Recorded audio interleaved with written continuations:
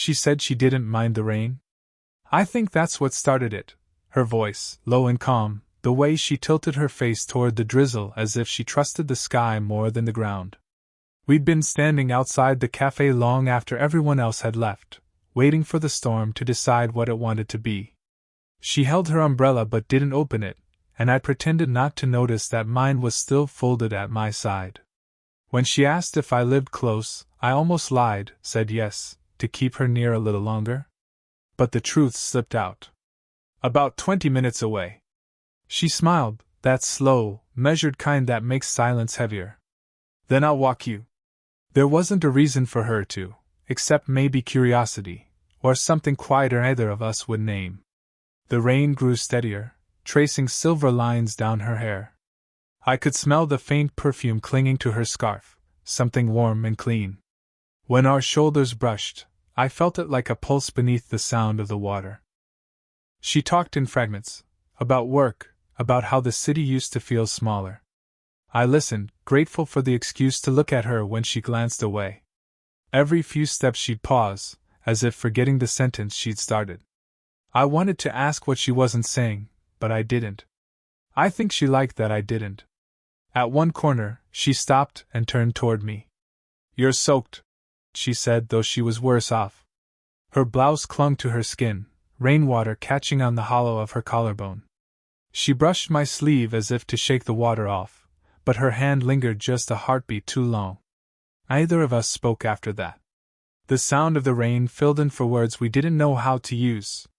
The walk stretched into something else, less about distance, more about the small accidents of closeness. Her hand grazed mine once, twice, until it stayed there, light as breath. I could feel her ring, thin, simple, and cold against my skin. She looked straight ahead, her jaw tense. "You shouldn't read into this," she said softly, almost apologizing to the air. "I'm not," I lied. But I was. Every step felt like a decision. Every glance, a question neither of us dared to answer. By the time we reached my street, the rain had slowed to a whisper. The streetlights blurred gold through the mist, and she stopped beside the gate that led to my building. "Here?" she asked. "Yeah." My voice came out thinner than I meant. She nodded, eyes drifting to the puddles around our feet. "Good. Then I can go home." She didn't move, though. For a long moment, she just watched me, like she was memorizing something she'd already decided to forget.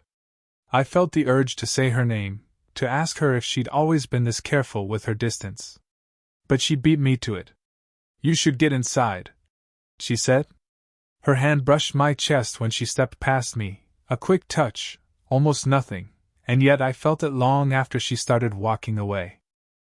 I turned to watch her, umbrella still unopened, her silhouette fading into the wet light. Then, halfway down the street, she paused and looked back. Just once. Long enough for me to think she might come back.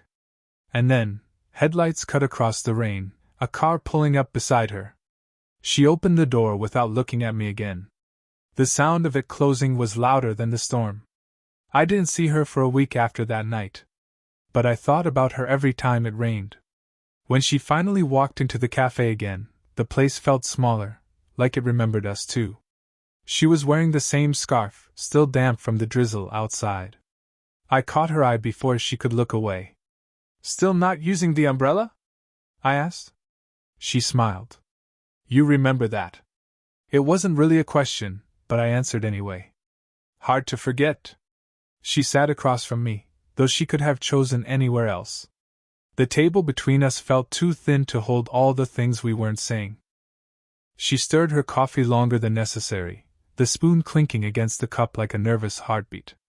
I wanted to tell her I'd waited. That every day without her felt unfinished. But she looked tired, not in the way people do after work, but in the way someone looks when they've been pretending not to miss something. "Long week?"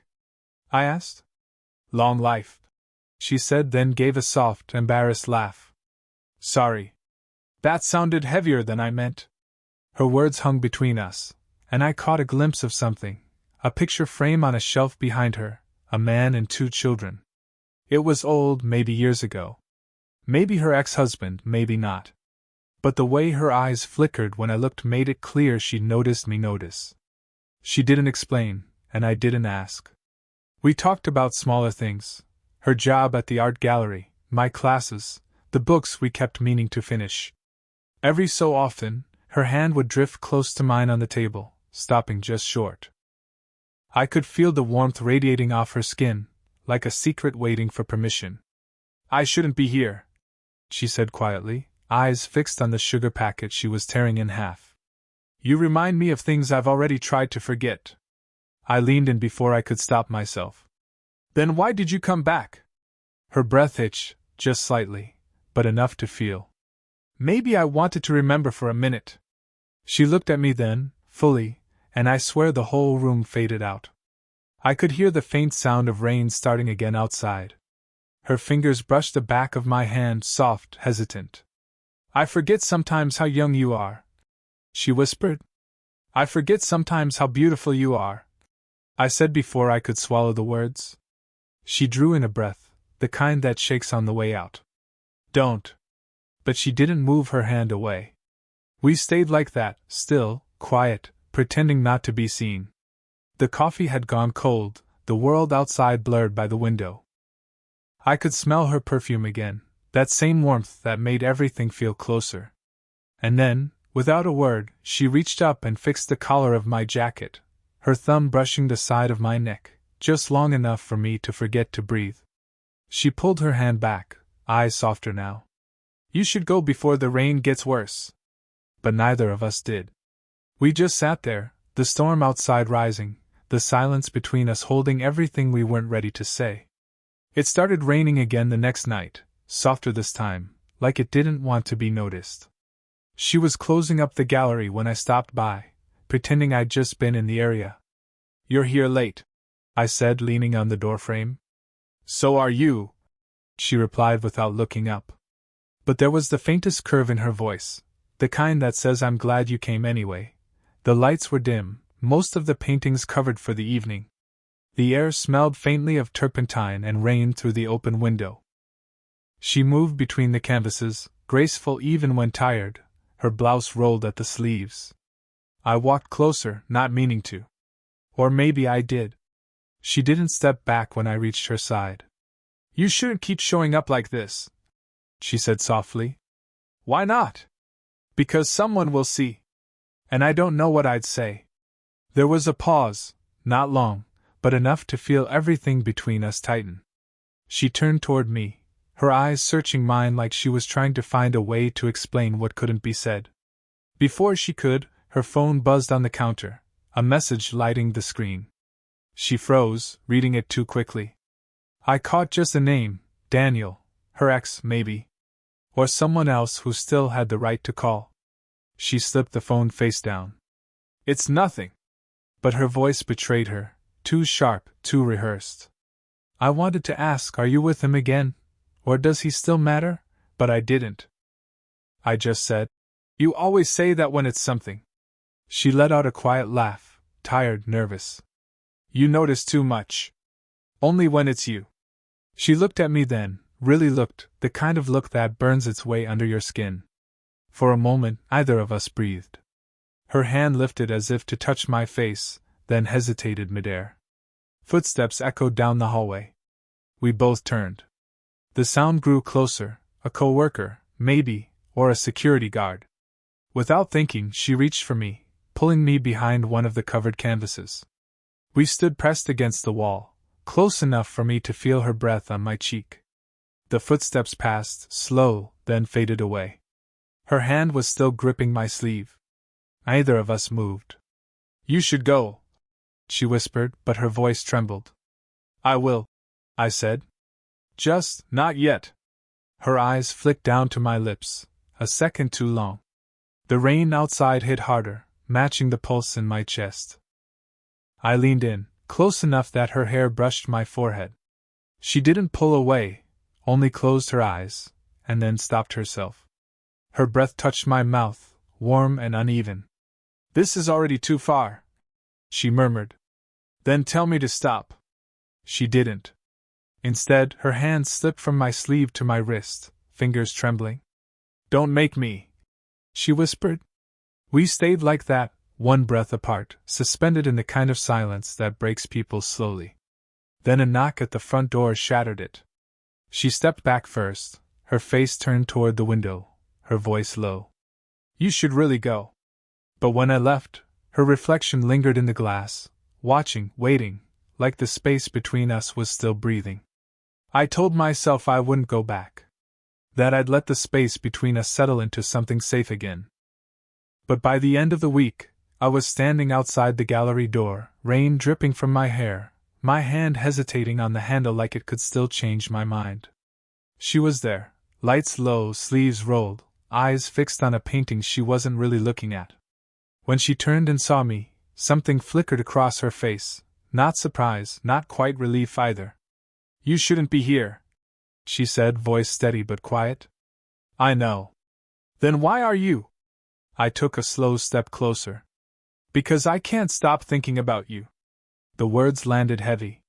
She looked down, her fingers tightening around the rag she'd been holding. You're too young to make mistakes that cost this much, she murmured. And you're too careful to let yourself feel anything that might be real, I said before I could stop myself.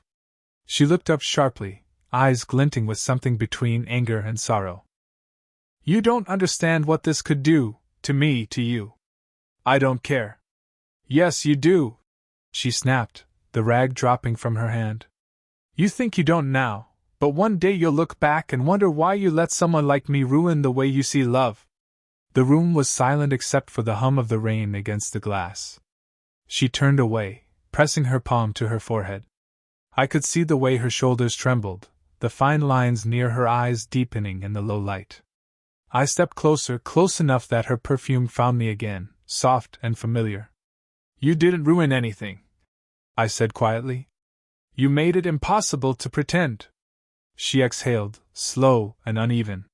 When I reached out to touch her arm, she didn't move. My hand slid down to her wrist, her pulse racing beneath my thumb. She turned toward me, her eyes searching mine for something she already knew was there. You don't know what you're asking for, she whispered. Then tell me. Her lips parted, but no sound came. I lifted a hand, brushing a strand of hair from her face. The motion was small, but it changed everything. She leaned in, just slightly, enough for me to feel her warmth through the air between us. Her breath caught. This can't happen. Then why aren't you walking away? She laughed under her breath, a sound that broke halfway through. Because you make it hard to remember who I'm supposed to be. I took another step. She didn't retreat. Her hand found the edge of my jacket, curling there, trembling. Say something, I whispered. She shook her head, eyes locked on mine. If I say it, I won't stop. We stood there, inches apart, the rain louder now, thunder rolling in the distance. My heart beat so hard I thought she could hear it. Her gaze dropped to my mouth, and held. Then the door burst open behind us. A voice. Sorry, didn't realize anyone was still here. We froze. She stepped back quickly, her hand brushing mine one last time before falling away. You need to go, she whispered, her voice trembling for the first time.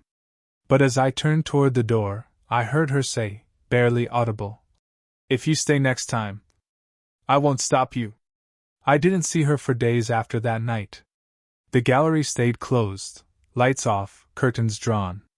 I walked past twice, then 3 times, just to make sure I hadn't imagined it all. When she finally called, her voice was quiet.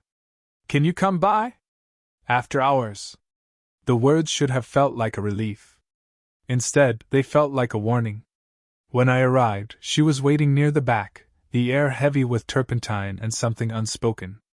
She looked different, her hair tied up, her expression unreadable. Before I could speak, she said, Someone saw us. The words landed like cold rain. Who? Daniel, she said. He came by that night. He said he saw me, too close to someone. Her voice faltered. He's not my husband anymore, but that doesn't mean he doesn't still know how to hurt me. I tried to step closer, but she lifted a hand, stopping me. He thinks I'm trying to prove something. That I'm chasing youth because mine ran out. She gave a bitter laugh. He always did know where to cut deepest. I could see the fear hiding under her composure, the way her fingers twisted the edge of her sleeve, how she wouldn't quite meet my eyes. He's wrong, I said softly. She looked up then, tears caught in the corners of her lashes but refusing to fall. Then tell me why you keep coming back. Because I don't even know anymore if it's me you want, or what I make you feel. Her voice cracked on the last word. I took a step forward, slow, until there was barely a breath between us. It's you, I said. Even when I try not to want it to be. Her eyes searched mine, desperate to believe and terrified to. You're saying that now. But someday you'll wake up and realize I was just an escape, a story you tell yourself about a woman you shouldn't have wanted. Maybe, I said. But right now I can't stop. She exhaled, trembling.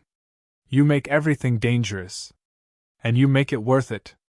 That broke something in her. She turned away, pressing a hand over her mouth like she could quiet everything spilling out. I lied, she said finally. My stomach tightened. About what? About that night. She whispered. When I told you to leave, I waited after you did. I went to the door twice. I almost called you back. The silence that followed felt alive, pulsing with everything she hadn't said before. I stepped closer until I could feel the heat of her body through the space between us. Then why didn't you? She turned slowly, her eyes wet, her breath shaking. Because I knew if I did, I wouldn't be able to let you go. We stood there, the gallery dark around us, the storm pressing against the windows. Then she reached for my hand, not tentative this time, but certain. Whatever happens next, she said quietly, we don't get to pretend anymore. Outside, thunder cracked, shaking the glass. Inside, she didn't let go. The rain hadn't stopped all night. It came down in heavy waves, drumming against the glass like it wanted to be heard. The gallery lights were off except for one, soft, golden, falling across her face as she stood near the window. I closed the door quietly behind me. She didn't turn, but she knew I was there. You came, she said. You asked me to. She exhaled, a sound caught between relief and surrender. I shouldn't have. I took a few steps closer. But you did. She turned then, slowly, like she was bracing for impact. Her eyes met mine, and for a second, everything else blurred, the rain, the room, the time that had passed between us.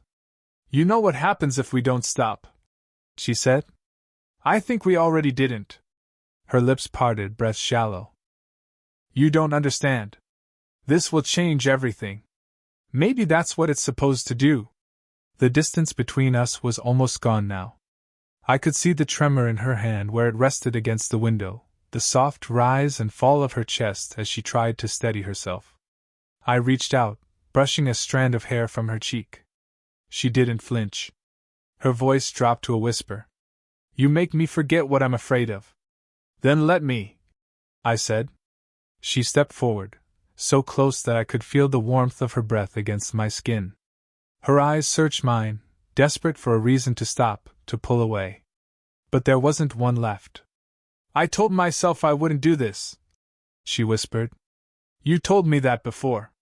This time, she didn't laugh. She just closed her eyes as if choosing. Her hand rose to my chest, fingers trembling over my heartbeat. Every rule I built around myself, she said quietly, you've undone without even trying. I didn't come here to win, I said. I came because I couldn't stay away. Her hand slid up to my neck, her thumb tracing the line of my jaw. The air between us felt electric, thick, fragile, waiting. Then she stopped. If I cross this line, I can't go back to pretending. Then don't. Her eyes opened, wet, steady. You'll regret this someday. Maybe. But I'll regret not knowing more. For a long moment, neither of us moved.